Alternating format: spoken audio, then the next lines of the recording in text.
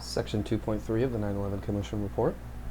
The Rise of Bin Laden and Al-Qaeda, 1988 to 1992.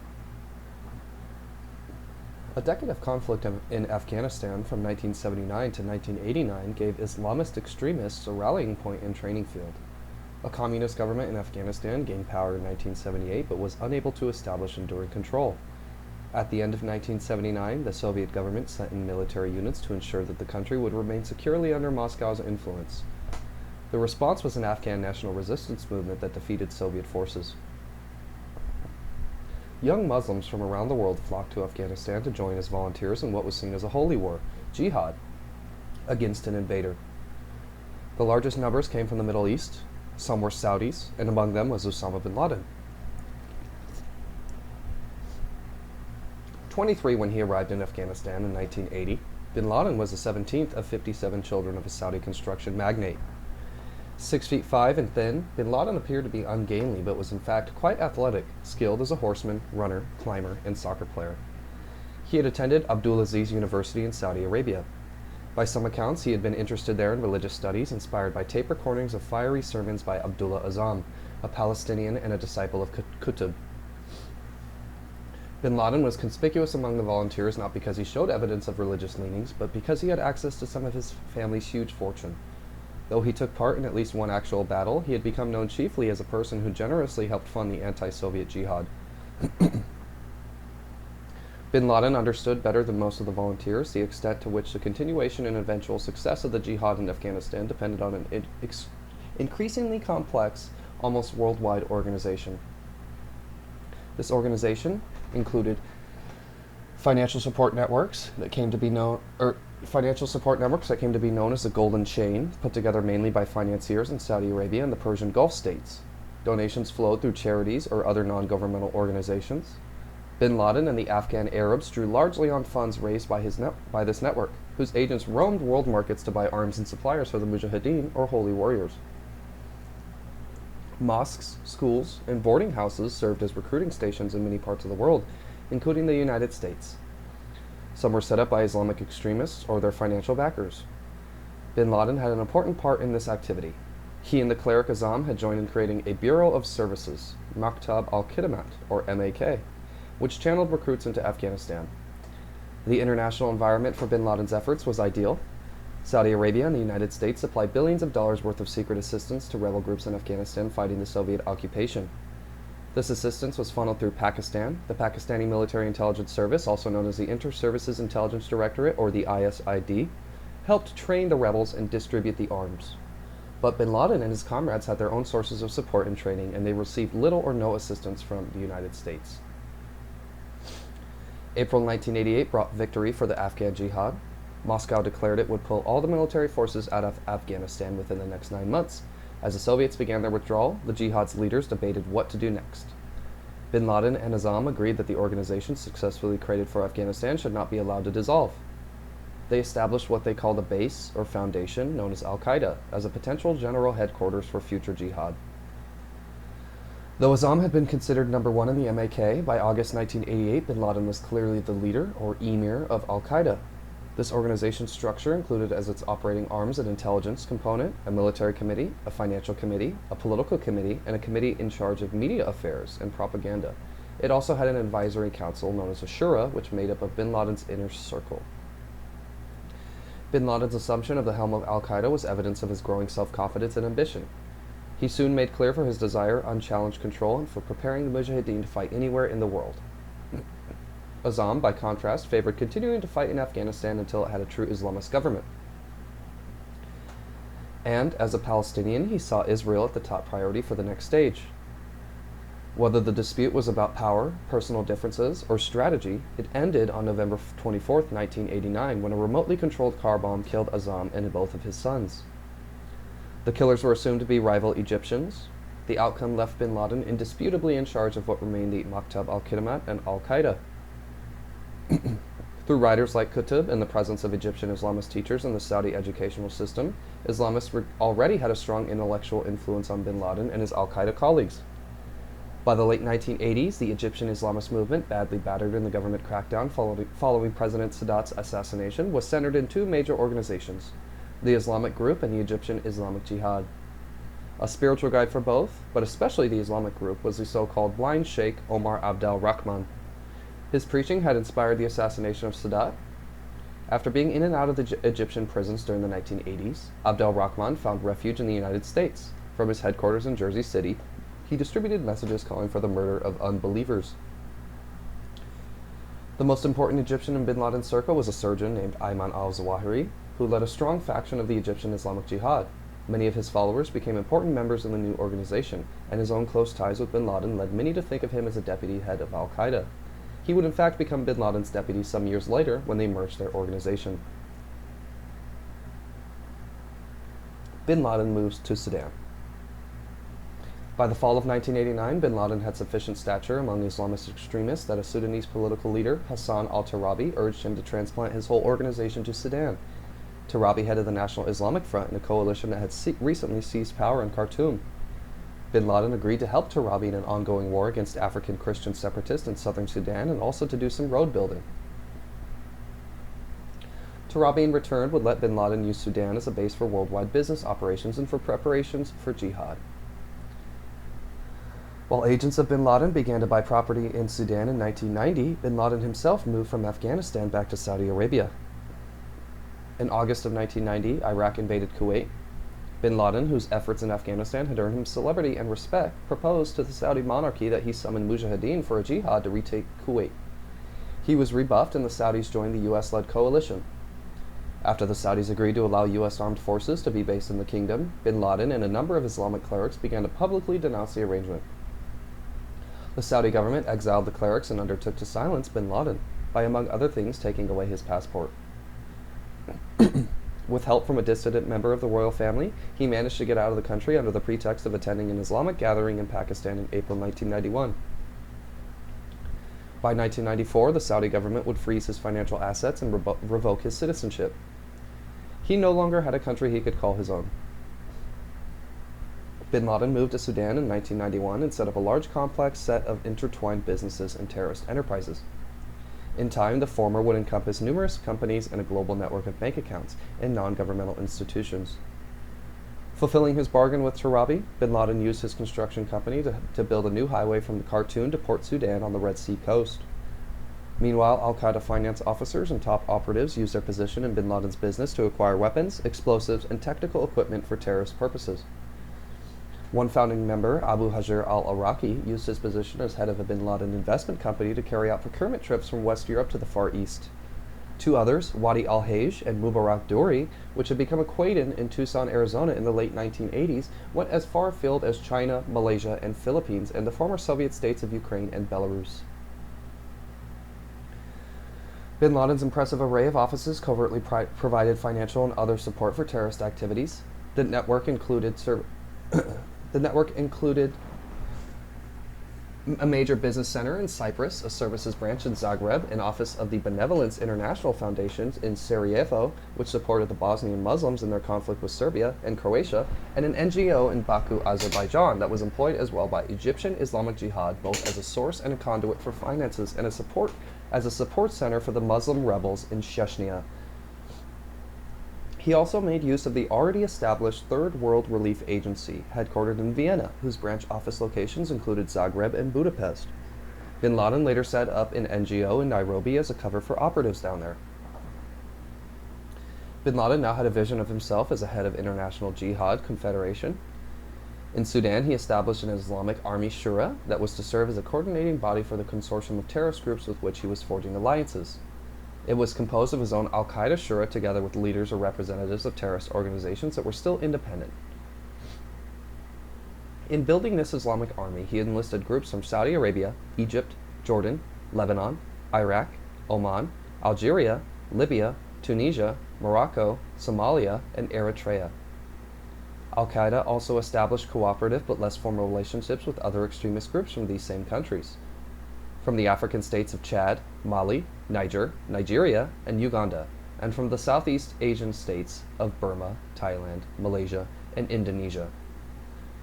Bin Laden maintained connections in the Bosnian conflict as well. The groundwork for a true global terrorist network was being laid. Bin Laden also provided equipment and training assistance to the Moro Islamic Liberation Front in the Philippines and also to a newly formed Philippine group that called itself the Abu Sayyaf Brigade, after one of the major Afghan jihadist commanders. I can't think of the name of the man that was killed, but they were responsible for a story that I had read for the kidnapping and murder of journalists in the Philippines, the Abu Sayyaf Brigade. I can't remember the name of the journalist, but it's a huge story. So, Al-Qaeda helped Jemaah Islamiyah, a nascent organization headed by Indonesian Islamists, with cells scattered across Malaysia, Singapore, Indonesia, and the Philippines. It also aided a Pakistani group engaged in insurrectionist attacks in Kashmir. In mid-1991, bin Laden dispatched a band of supporters to the northern Afghanistan border to assist the Tajikistan Islamists in the ethnic conflicts that had been boiling there before the Central Asian departments of the Soviet Union became independent states. This pattern of expansion through building alliances extended to the United States.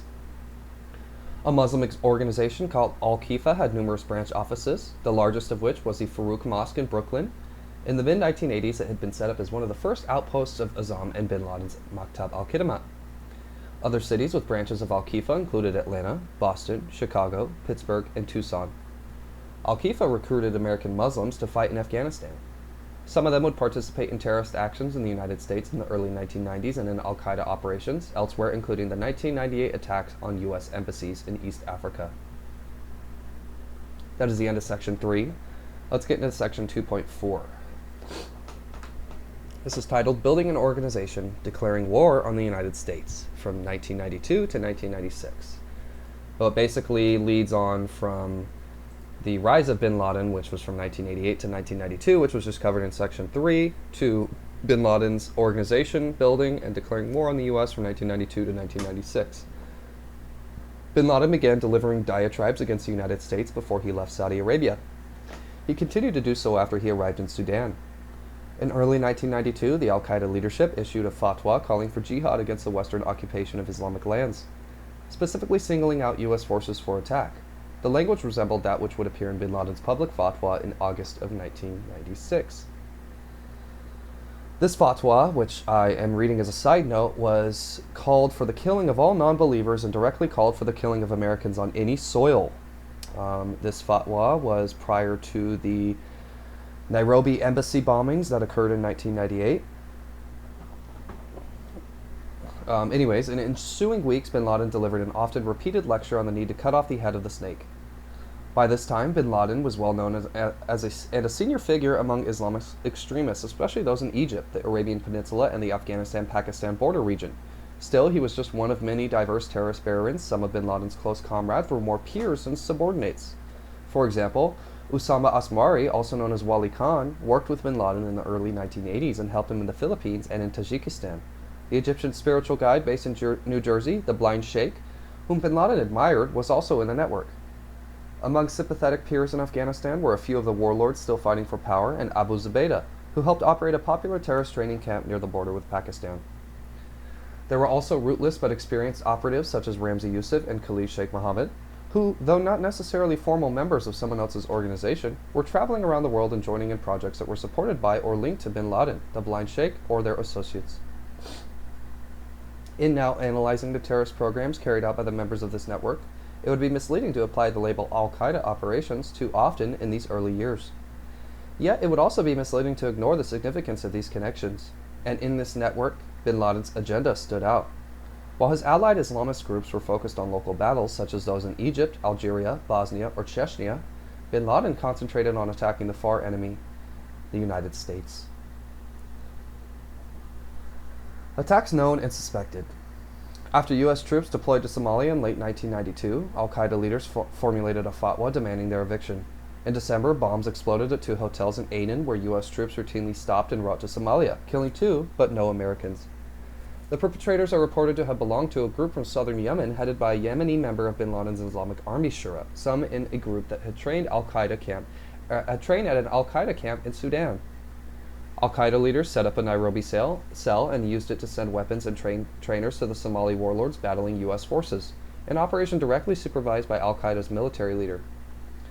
Scores of trainers followed to Somalia over the ensuing months, including most of the senior members and weapons training experts of Al-Qaeda's military committee. These trainers were later heard boasting that their assistance led to the October 1993 shoot-down of 2 U.S. Black Hawk helicopters by members of a Somali militia group and to the subsequent withdrawal of U.S. forces in early 1994. In November of 1995, a car bomb exploded outside a Saudi-U.S. joint facility in Riyadh for the training of the Saudi National Government. Or the Saudi National Guard, sorry. 5 Americans and 2 officials from India were killed. The Saudi government arrested 4 perpetrators who admitted being inspired by bin Laden. They were promptly executed. Though nothing proves that bin Laden ordered this attack, U.S. intelligence subsequently learned that al-Qaeda leaders had decided a year earlier to attack a U.S. target in Saudi Arabia and had shipped explosives to the peninsula for this purpose. Some of bin Laden's associates later took credit. In June of 1996, an enormous truck bomb detonated in the Khobar Towers residential complex in Dhahran, Saudi Arabia, that housed U.S. Air Force personnel. 19 Americans were killed and 372 were wounded. The operation was carried out principally, perhaps exclusively, by Saudi Hezbollah, an organization that had received support from the government of Iran. While the evidence of Iranian involvement is strong, there are also signs that al-Qaeda played some role, as yet unknown. In this period, other prominent attacks in which bin Laden's involvement is, at best cloudy, are the 1993 bombing of the World Trade Center, a plot that same year to destroy the landmarks in New York, and the 1995 Manila air plot to blow up a dozen U.S. airliners of the Pacific. Details on these plots appear in Chapter 3. Another scheme revealed that bin Laden sought the capability to kill on a mass scale. His business aides received word that a Sudanese military officer who had been a member of the previous government cabinet was offering to sell weapons-grade uranium. After a number of contacts were made through intermediaries, the offer set the price at $1.5 million, which did not deter bin Laden. Al-Qaeda representatives asked to inspect the uranium and were shown a cylinder about 3 feet long, and one thought he could pronounce it genuine. Al-Qaeda apparently purchased the cylinder, then discovered it to be bogus. So, just a note on my side research related to this, it looked like bin Laden was tricked here, and reports show that he was not very happy with this transaction. Almost like Pakistan, al-Qaeda having access to actual weapons of mass destruction, not those fabricated by the Bush administration, as well as PNAC and many others to push us into an eventual 2 decades-long war in Iraq and Afghanistan, would be hauntingly scary, especially given that we as a country have an immense radius of knowledge around the world. The NSA, the CIA, the FBI, and other executives as well as intelligence agencies all had different pieces of knowledge which, if communicated correctly and acted upon, could have stopped the attacks both in 1993, the USS Cole, and September 11th, just to say the least. But while the effort failed, it shows that bin Laden and his associates hoped to do. One of the al-Qaeda representatives explained his mission. It's easy to kill more people with uranium. Bin Laden seemed willing to include in the confederation of terrorists almost every corner of the Muslim world. His vision mirrored that of Sudan's Islamist leader, Tarabi, who convened a series of meetings under the label Popular Arab and Islamic Conference around the time of bin Laden's arrival in that country.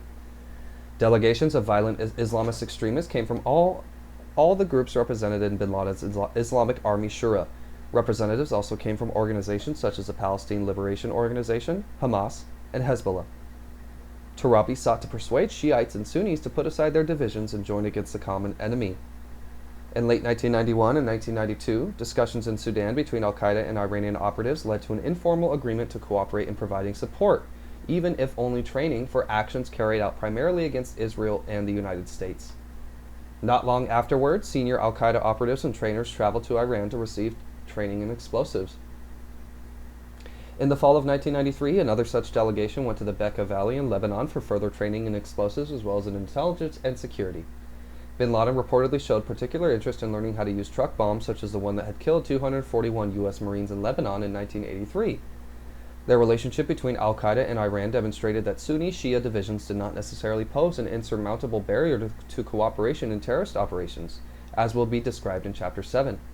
Al-Qaeda contacts with Iran continued in ensuing years. Bin Laden was also willing to explore possibilities for cooperation with Iraq, even though Iraq's dictator, Saddam Hussein, had never had an Islamist agenda, save for his opportunistic pose as a defender of the faithful against the Crusaders during the Gulf War of 1991.